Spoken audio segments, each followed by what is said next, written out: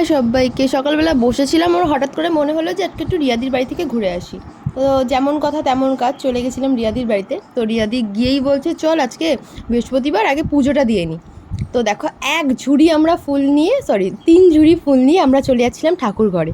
আর সত্যি বলতে আমার রিয়াদির বাড়িতে আসলেই মনে হয় যে ঠাকুর ঘরে ঢুকলে আর বেরোবোই না, এত সুন্দর করে ওরা সাজিয়ে রেখেছে।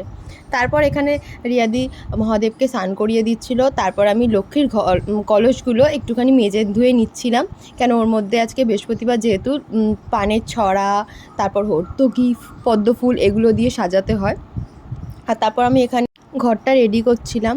আর সত্যি বলছি, মানে মন থেকে না একটা আনন্দ হয় যখন ভগবানের কিছু কাজ আমরা করি। তারপরে এখানে দিদি ঘটগুলো বসিয়ে দিচ্ছিল আর তার সাথে উলুধ্বনি দিচ্ছিল, সেটা আমি আর সাউন্ডটা অ্যাড করলাম না। আমার দিদাবাড়ির মতে উলুধ্বনি দেয় এই জন্যই, যখন ভগবানের আমরা আরাধনা করি তখন উলুধ্বনি দিলে নাকি খুব ভালো হয়। আমার যতটা জানা আমি তোমাদের সাথে এটাই মানে শেয়ার করলাম। কেন উলুধ্বনি দেয়, অনেকে বলে যে ভগবানকে জিভ ভেঙাচ্ছে, না একদমই না। উলুধ্বনি দিয়ে ভগবানের আরাধনা করা হয়, বিষ্ণুর আরাধনা করা হয় যখন, তখনই উলুধ্বনি দেওয়া হয়। তারপর পুজো দেওয়া শেষ, ভগবানরা খাচ্ছিলেন বলে আমরা পর্দা দিয়ে দিয়েছি, দিয়ে আমরা নিচে গিয়ে পাগলামি শুরু করে দিয়েছিলাম আমাদের। ভিডিওটা ভালো লাগলে লাইক, কমেন্ট অ্যান্ড শেয়ার।